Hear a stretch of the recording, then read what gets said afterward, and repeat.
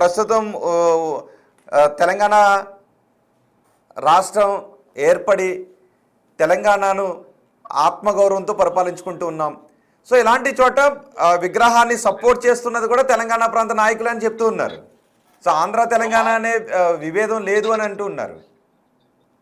ఇప్పుడు నేను ఏం చెప్తున్నా అంటే మా ఆత్మగౌరవానికి సంబంధించినటువంటి అంశము, మా ప్రాంతాలకు గౌరవం రాకుండా నువ్వు ఇంకా ఎన్టీఆర్ విగ్రహాలు పెడతాం మేము, లేకపోతే బాలసుబ్రహ్మణ్యం గారి విగ్రహాలు పెడతాము, ఇవన్నీ చెప్పి లేని పంచాయతీ ఎందుకు లేస్తుంది ప్రభుత్వం అంటే ఒక్కడే బాలసుబ్రహ్మణ్యం విగ్రహాన్ని పెట్టొద్దా, లేదు వాళ్ళ విగ్రహాన్ని కూడా పెట్టాలియా? బాలసుబ్రహ్మణ్యం విగ్రహంతో పాటు వాళ్ళది పెట్టాలియా, లేదు బాలసుబ్రహ్మణ్యం విగ్రహం అసలు పెట్టొద్దా? ఫస్ట్ వీళ్ళందరి విగ్రహాలు పెట్టిన తర్వాత బాలసుబ్రహ్మణ్యం విగ్రహం గురించి మాట్లాడదామండి. ఫస్ట్ వాళ్ళందరి విగ్రహాలు పెట్టాలి కదా, వాళ్ళని గౌరవించుకోవాలా లేదా? ఎవరు ఫస్ట్ ఉంటారు చెప్పండి? ఓకే, ఒకసారి మీరు అందుబాటులోనే ఉండండి. చరణ్ కౌశిక్, మీరు మాట్లాడిన మాటలకి ఏం సమాధానం చెప్తారో చూద్దాం. మా చరణ్ ఏం చెప్తాడండి, ఇంత పాపం ఉద్యమాలు తిరిగింది వాళ్ళకే ఏం లేదు ఆడ. మా చరణ్ ఏం చెప్తా, గవర్నమెంట్ డిసిషన్ మేకర్ కాదు పాపం చరణ్. ఎందుకు ఆ చరణ్ ఎందుకు బలి చేస్తారు? వాళ్ళంతా తెలంగాణ ఉద్యమంలో వీళ్ళంతా తిరిగిన వాళ్ళు, రాయిలు వీళ్ళంతా, మా ఇల్లన్న ఆంజనేయ వీళ్ళంతా తిరిగిన వాళ్ళు. వాళ్ళు ఏం ఆత్మ ఉండి చెప్పేది ఏమి ఉండదు, వాళ్ళకు కూడా తెలుసు అంతా. ఈ ఉద్యమాలలో వాళ్ళందరూ కూడా ఉన్నోళ్ళే పాపం. ఆ గవర్నమెంట్ మరి ఏ ఉద్దేశించి అలాగనే కాదు, అప్పట్లో కేసీఆర్ పైన ఇవే ఆరోపణలు చేస్తారు, ఆంధ్ర ప్రాంతానికి చెందిన కాంట్రాక్టర్లకి పనులు ఇస్తూ ఉన్నారు అనో, లేదంటే ఆంధ్ర ప్రాంతానికి చెందిన వారికి ఎక్కువ విలువనిస్తున్నారు, తెలంగాణ వారిని పక్కన పెట్టారని కేసీఆర్ పైన అలాగే అన్నారు. ఇప్పుడు రేవంత్ రెడ్డి పైన కూడా మీరు ఇలాగే అన్నారు, ఆంధ్ర ప్రాంత వారి విగ్రహాలను ఏర్పాటు చేస్తున్నారు, తెలంగాణ ప్రాంత కవులు కళాకారులను పక్కన పెట్టి అని. సో ఏ ఉద్దేశంతో ప్రభుత్వాలు ఇలా చేస్తున్నాయని అనుకుంటున్నారు? ఎస్పీ బాలసుబ్రహ్మణ్యం విగ్రహాన్ని పెట్టాలి అన్న ఆలోచన వెనుక తెలంగాణ ప్రభుత్వ ఉద్దేశం ఏమై ఉంటుందని మీరు అనుకుంటున్నారు? పాపం వాళ్ళు మానసికంగా మా రేవంత్ రెడ్డి ఇంకా చంద్రబాబు దగ్గరనే ఉందా అనుకుంటుండేమో, మరి వాళ్ళ మెప్పుల గురించే చేయాలనుకుంటుండేమో, తెలంగాణ ప్రజల మెప్పు అవసరం లేదేమో అనిపిస్తుంది ఒకసారి. ఇప్పుడు ఎందుకంటే అంతా వేరే అంతా డిఫరెంట్ పొలిటికల్. అలా అనుకుంటే ఎన్టీఆర్ విగ్రహాలను ఏర్పాటు చేయించి ఉండేవారు కదా. చేస్తున్నాడు కదా, అది కూడా చేస్తున్నాడు కదా. ఎన్టీఆర్ విగ్రహం మైత్రివనం దగ్గర పెడతా అంటుండు కదా. ఎవడన్నా ఆపోజ్ చేస్తే, దుర్మార్గుడు ఎవడన్నా అపోజ్ చేసేవాడు ఉంటే వాడిని మూసిలేసి తొక్కుతా అన్నాడు. అంటే నేను ఉన్న ఈడ మరి తొక్కుదు అని చెప్పి కూడా అన్నా నేను. ఇప్పుడు దాకా పద్దలేడు మరి ముఖ్యమంత్రి, ఏ సందులో తిరుగుతుండో ఏందో, ఆ మెస్సీ పిచ్చిలో పడి ఆ ఫుట్బాల్ విమర్శలు వద్దు. ఓకే, మన పార్లమెంటరీ లాంగ్వేజ్ లోనే మాట్లాడుకుందాం. నేను పార్లమెంటే అంటున్నా, ఏమైనా బూతులు తిట్టలేదు, ఫుట్బాల్ ఆడుకుంటూ తిరుగుతున్నాను నేను. ఏమన్నా ఆయన ఇప్పుడు ఏమన్నా ఆయన అన్నాడు, ఏవి మూసిలేసి తొక్కుతా అని ఆయన అన్నాడు, నేను అన్నది కాదు. నేను తయారున్నా అని చెప్పిన, దుర్మార్గులు అని చెప్పి తననే అన్నాడు. ఎవడన్నా వ్యతిరేకిస్తాను, నేనేం అన్పార్లమెంట్ అనలే. ఆయన పాప మెస్సీతో ఆడుతుందుకు ఫుట్బాల్ ఆడుకుంటూ తిరుగుతుండే, ఆయనకు టైం లేనట్టుంది అన్న, అంతే. నేను అన్పార్లమెంటరీ వర్డ్స్ ఆయన మాట్లాడినా నేను మాట్లాడా. ఓకే, నాకు ఆయనకు అది ఉంది, ఆ రిలేషన్ ఉంది, నేను మాట్లాడా నేను. ఓకే చెప్పండి. ఓకే, ఇప్పుడు రేపు 15వ తారీఖున విగ్రహ ఏర్పాటు దిశగానే ముందుకు వెళితే విగ్రహ ఏర్పాటును అడ్డుకునేది లేదు అని చెప్తున్నా, ఆపేది లేదు అని చెప్తున్నారు. సో తెలంగాణ జనం చాలా గొప్పోళ్ళండి. టైం వస్తుంది ప్రతి దానికి.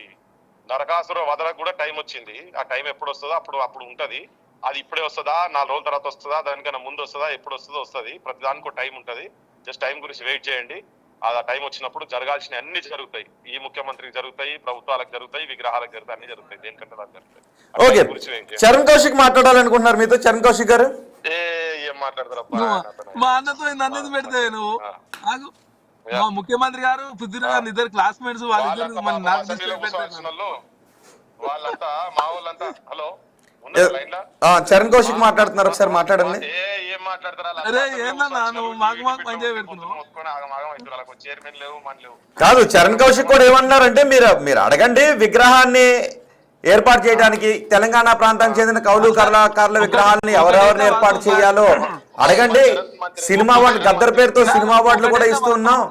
కానీ మా చరణ్ మంత్రి నేను అవసరమే లేకుండా టెలిఫోన్ కాల్ చేసి అడుగుతుంది. కానీ మా చరణ్ పాపం అసెంబ్లీలో కూడా లేదు కదా, వాళ్ళకు ఉంటది మనసులో లోపల. కానీ అన్న ప్రభాకర్ రెడ్డి గారి విగ్రహం అయితే ఏర్పాటు చేస్తున్నారు, ఇదైతే వాస్తవం. ప్రభాకర్ రెడ్డి గారి విగ్రహం అయితే ఏర్పాటు చేస్తున్నారు. మా ఇల్లన్నలు అంజనలు వీళ్ళంతా పాపం ఇంకా ఆడ బయట తిరుగుతా ఉన్నారు. వీళ్ళు వాళ్ళ చేతులు ఏముంటుంది చెప్పు? మీరు ఏంటి పెట్టిరు అంటే, ఇప్పుడు గదర్ అన్నరికి గదర్ ఫౌండేషన్ కు పైసలు ఇస్తామన్నారు, 3 కోట్ల రూపాయలు ఇస్తామని చెప్పారు, ఇయ్యలేదు. జాగ్ ఇస్తామన్నారు, ఇయ్యలేదు. డిప్యూటీ సీఎం దగ్గరికి, రేవంత్ దగ్గరికి అప్లికేషన్ పట్టుకుపోయి లాస్ట్ కు మేమే పల్లీల పొట్ల లెక్క అవే మళ్ళీ మా దగ్గరికి వస్తున్నట్టున్నాయి. అమరుల కుటుంబాలను 100 రోజులలో ఐడెంటిఫై చేసి 1200 మందిని ఐడెంటిఫై చేసి వాళ్ళందరికీ గౌరవించుకుంటాం, నౌకర్లు ఇస్తాం, వాళ్ళని ఆదుకుంటాం, వాళ్ళ ఆరోగ్యం చూస్తాం, ఫీజులు కట్టడం అన్ని చెప్పిండ్రు. ఇప్పటి వరకు 12 మందిని చూపించలేదు. దీపాదాస్ మున్షి దగ్గర మొత్తం తీసి అంతా చిక్కపడ్డ మొత్తం తీసి ముంగడ పెట్టిన ఆమె కూడా ఏం చేయలేదు, ఎవరు ఏం చేయలేదు పాపం.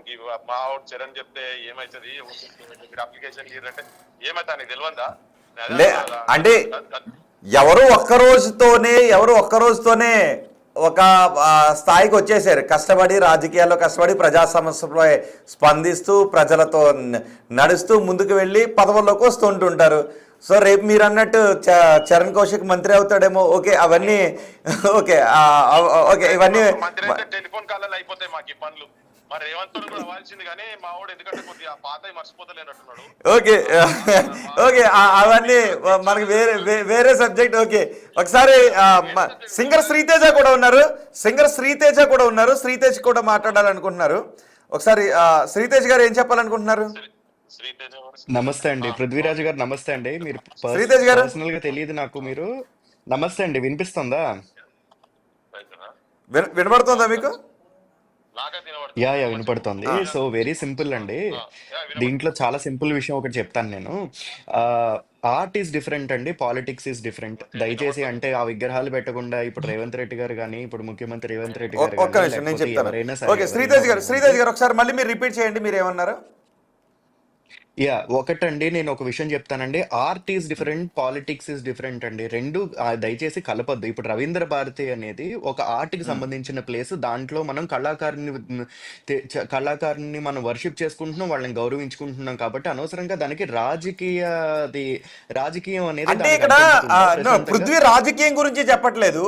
తెలంగాణలో చాలా మంది గుర్తింపు పొందాల్సిన, గౌరవింపబడాల్సిన కవులు కళాకారులు ఉన్నారు. సినీ పరిశ్రమ కూడా సేవ చేసిన కవులు కళాకారులు ఉన్నారు. సో వాళ్ళను గౌరవించకుండా, వాళ్ళని ఏ వరుసలను పెట్టకుండా, ఆంధ్ర ప్రాంతానికి చెందిన కళాకారులను గౌరవిస్తూ ఉన్నారు. మాకు ఇది బాధ అనిపిస్తుంది. మీరు కావాలంటే గౌరవించండి, కానీ తెలంగాణ ప్రాంతానికి చెందిన ఆ కవులు కళాకారులను ముందు వరుసలో గౌరవించండి అని అంటూ ఉన్నారు. సో మరి దీని గురించి ఆలోచించాలా అవసరం లేదు?